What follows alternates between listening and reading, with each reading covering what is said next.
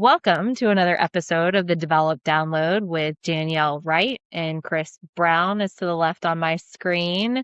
Hello. It's been a couple of weeks there, Chris Brown. We've been dealing with some life things. We'll put that on the back shelf. If anyone else wants to talk about that, find our contact information and we will DL about that later. So tell me what's been going on.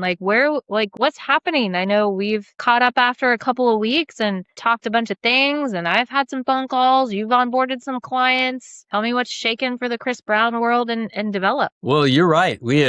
We haven't had the microphone in our hands for a little while here, and you've had some life events going on. That's pretty cool. And, I Yeah. love how I think when we get on these things, I think people think that, okay, we're straight laced. We come at this thing with a topic. We're going to adhere to the agenda. And then but all this other stuff, this life stuff kind of filters in and affects, where we are. We were talking about earlier today, we were talking about buying patterns, and we were talking about the psychology of candidates, and are we looking in the right places? Are those that come forward? How in the world do you predict what you're going to get? And I think you and I are working with a couple of different lead generation companies right now. And I think they're doing the same thing that we're doing, trying to find leads, right? But we're paying someone else to do it. And I'm finding that the leads that we're getting from them are just as good as the ones that I'm generating myself. So that's another part of the conversation. But I definitely want to talk a little bit about the buying psychology of some of those candidates today and what you're seeing and what your clients are seeing. And then we can expand from there and talk about college and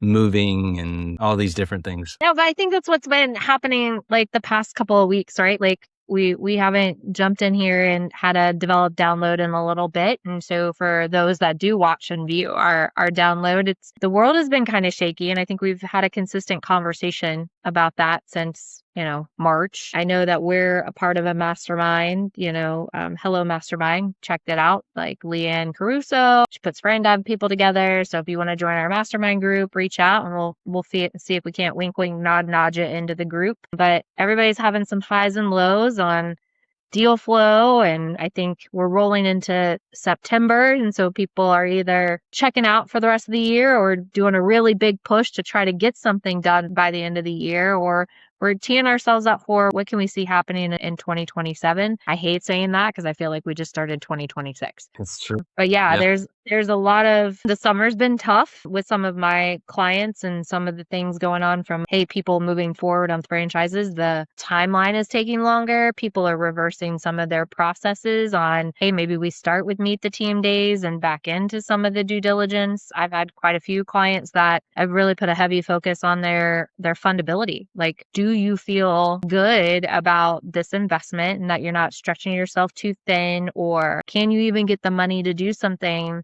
based on where you sit financially? I think those conversations are happening. You and I had talked earlier about the talking people into something and talking people out of something. You had some great ideas there. So I find myself doing a lot of that right now. But just this past week, we had the best week. Some of my clients have had the best week they've had, and people moving forward and purchasing their future business. But it has been kind of tight and kind of scary during those summer months of things going on. To your point, like, there's a lot of personal things going on for people. I'm in that same bucket as well, like kids going off to college, kids moving across the country, like kids going back to school, doing vacations. So it's been an interesting couple of months watching those tides change and how it's kind of impacting franchise recruitment and sales for brands and brokers. And I think you're kind of feeling some of that too, right? Like some of your brands are riding high and some of them are like, I don't know where the next meal's coming from. Yeah. And, you kind of go, there's a temptation to want to like force the process, right? Impose our will on them, right? On those candidates and clients even too, to a certain degree. It's like knowing something and understanding something and doing something with that information. They're all three different things, And so everyone's got kids going to school, or everyone's got change of seasons, or everyone's back to school, or, any of those things. And we think that, we're the only ones maybe experiencing it, at least on our end. And so, and we have to keep that in mind too, and sort of meet the candidate, meet the moment, meet the brand where the brand is and where the moment is and where the candidate is. And that takes I'm going to say this and I'm not going to apply it to me, but that takes maturity. That takes it does. And, It I've never takes been, focus, right? Like, whoa. Yeah. That's yeah. a And so, lot of moving pieces. yeah. And it kind of like you just said something about, what was it? Talking someone out or talking someone in, that's the force the issue kind of thing that I was referring to. Yeah. And you can talk someone into something, but you really can't talk someone out. And what I meant by that was, if you talk someone out of something, that's a good thing, I think, in my opinion. You can say, hey, if they're not committed to doing something or they're uncertain about doing a deal or moving forward in the process, talking someone out of something is not talking them out of something. It's helping them get clarity. Yeah. It's helping them understand, the true essence of either, is this a good fit for me? And that can mean a hundred things, right? But is it something that I feel comfortable about? The risk reward balance, is the risk too great for what I'm considering as what I think is beneficial to me and my family or whatever? And those always kind of come to mind too. And so I think in talking someone into something that's not a good fit is, I think, worse. And we know we have those reference points, right? We have those people and those brands in our lives that where, we see that evidence. Well, and let's be clear, right? With anybody, any viewer, any listener, anybody that's paying attention to this right now, like at the end of the day, we are commission-based people. Like what we do is a commission-based job. Most people have a salary and maybe gets a commission, but the win for us is someone buys and then we get paid. Like it's always nice to know where people's motivations lie, right? Like that's where it lies. And so we're having this conversation earlier today, and why we're having it now is the same thing you're talking about. It's like I'm pretty bummed there was someone that was moving forward in a franchise, but I took a hard approach to let's make sure that financially this is something you guys can do. And then we can back into operationally, is it something you can do, right? Because there's two costs of owning a franchise business. There's the upfront and continual expense from a dollar perspective.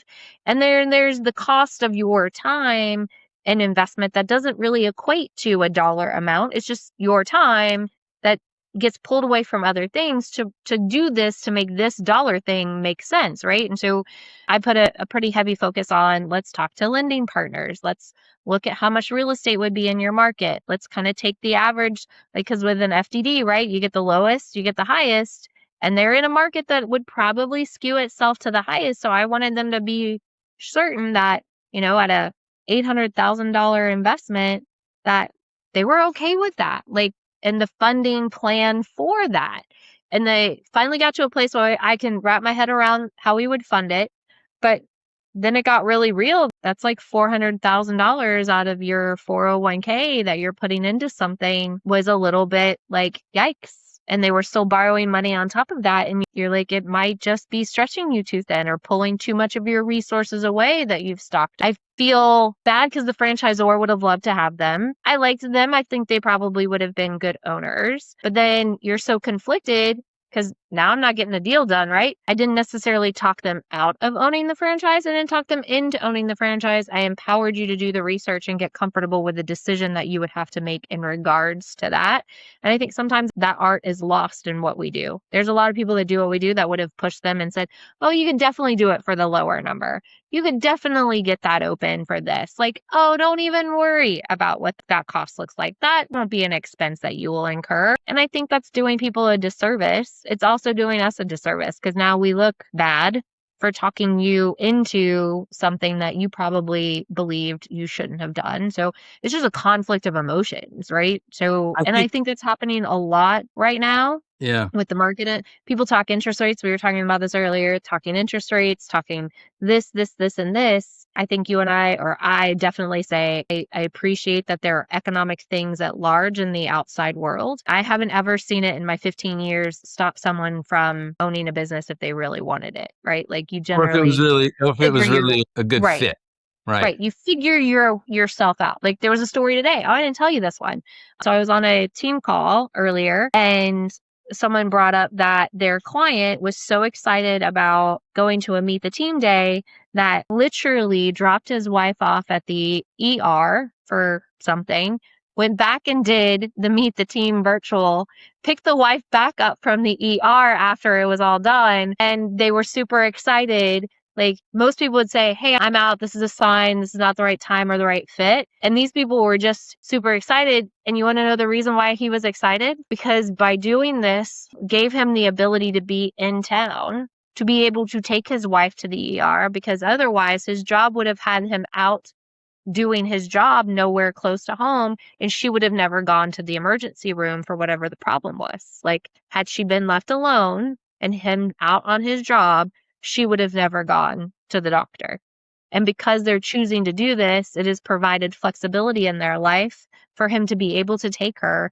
And they were excited about those potential opportunities of being able to be there for each other at times that they needed them where normally they wouldn't. Isn't that amazing? Like, that's just like, Yeah, there's the adversity, and I overcame the adversity because this is going to give me so much more joy back in my life to even be able to, like, my spouse is hurt, I got to take him to the doctor and not blink twice about it. Well, that's like self-awareness, and that's got so much layered into it. First of all, it's a great story, and but it does give credence to the fact of true to oneself and understanding each other. That's a great partnership too. They're still married, I'm sure, right? And so yes, I mean, literally, this just happened last Friday. So you know me, if the story's not fresh, I'm not telling it because I'm not remembering it. Like, yeah, well. Yeah, you were saying something just a second ago, and I wanted to comment about leverage. I think leverage it's a gift. It's a great tool, a great piece of our business model and all of our business models that we can take advantage of. And I think it helps people who might not otherwise be able to afford the model. But it is it's like a razor thin edge of over leverage versus, just the right amount. And I think that's also a tipping point too, as to whether the deal's a good deal or not. And sometimes, and I'll even say most times, the franchisor bears the greatest responsibility there. I do, because it's, whether the model better than anyone as the franchisor. And whether that's going to be able to, if you're going to leverage the equipment, if you're going to leverage the model, if you're going to leverage the franchise fee, and that's always a red flag for me, by the way. If you're leveraging everything, there's some people that feel comfortable with that. And if you've got the collateral or you've got the resources to do that, and you're just leveraging, you have the ability to borrow, go ahead. Right. Other people's money. Use other people's money, as we've been told. Exactly. Yeah, exactly. So that's exactly what I was thinking too. That's, in my opinion, maybe that's the right use of the leverage, of the funding, if you want to call it that. But I came across something about 3-4 weeks ago. I don't even think I told you this, where the model was severely over leveraged. And that's where that leveraging the franchise fee sort of thing came to my mind. And so that's the part that I go, okay, that's a red flag. That's the point at which you say, okay, we might want to rethink this. Now might not be the right time for you to do this. That's the responsible thing to do. That's the right thing, in my opinion, to do. And we were talking about that earlier too. Do the right thing, you may think you're getting a deal across the line right now, but you're compromising 10, 15, even more deals down the road, or more good placements, if you want to call it that, down the road, by simply putting someone in the seat that doesn't belong there. And so, I know we kind of always they don't belong there. They just don't, like, it's just not today. Like, there's such finality that we use in franchising, right? Like, it's never, and I say this, and I know that there are people that get mad at me about it, but it's never a no. It's not a no. It's just not today. Like, today you don't have it. 2 weeks from now, you may. 6 months from now, like, you got to have a plan. Like, do you really want this? Do you really, like, want to change your life this way? Great. Then here are the steps you got to do to take it, right? If someone wants to be debt free, they sign up for all of these things. If you really, truly want to be debt free, you're going to become debt free. Why? Because you got the plan in place. You're going to follow the plan because you really want to be debt free. As a child, you want a dog. Great. You have to do all of these things to prove to your parent that you can handle the responsibility. It's kind of the same thing. The parents didn't say, no, you can't have a dog. They said, these are the parameters in which you have to operate to be able to get a dog. Now they may say no later, but the reality is, like, in franchising, we don't, to your point, like, we don't want you to over leverage. I'm not going to tell you not to do it. I'm just going to help be that guiding light or that devil's advocate per se. Like, are you sure that you're comfortable with this? Like, are you sure that if you pull all of that out and put it into this, that you're going to do everything? And note what I say, you're going to do everything in your power to make it work. Yeah. And I didn't go the negative. Like, what are you going to do if it fails? I never say that. I was like, are you going to do everything in your power to make it work? well, there's also another saying, you can't say the wrong thing to the right candidate to talk them out of that or something like that, right? Look Isn't that at the you. Look, all of these Chrisioms this well, afternoon. you can't, that's the what are we? Are we influencers? Are we guides? Are we, what's your feeling about that? I have my own opinion, and I think that, we have a responsibility to be guides at most. We take people through a process, and we work with them, and we identify what we think we want to see in a candidate, but we also, with respect to what they're looking for in a process too. I hear that. I hear what they want. I'm a resource. I'm a resource that, like, in anything, right? You're writing a paper, you're going to have to go to the library or pull a book or whatever. You're going to quote that resource. I feel like I'm a resource for you, right? I know what the brand's looking for. That's my duty, is to the brand, right? Is to protect them from people that can't and bring the right people in. And I hate saying the right person, bring the responsible party into this partnership. I'm this resource that's between the both, right? Like, the franchise is relying on me.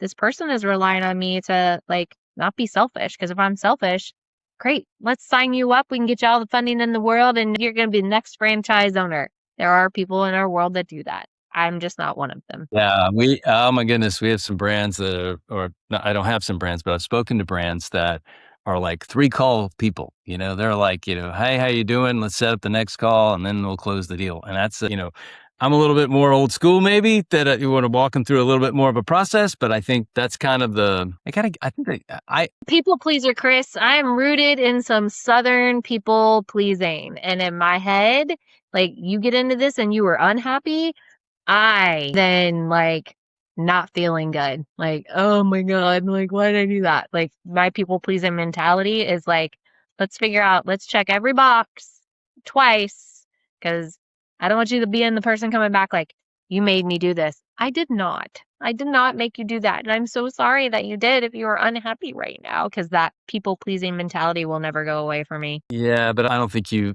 ever have been accused of doing that. That's the thing. I know you, no one would point at me and say, you talked me into doing this, and I think that's, Talk I'm people okay. out of I'm it. okay with that being my opinion. Well, I said I talk more people out of it.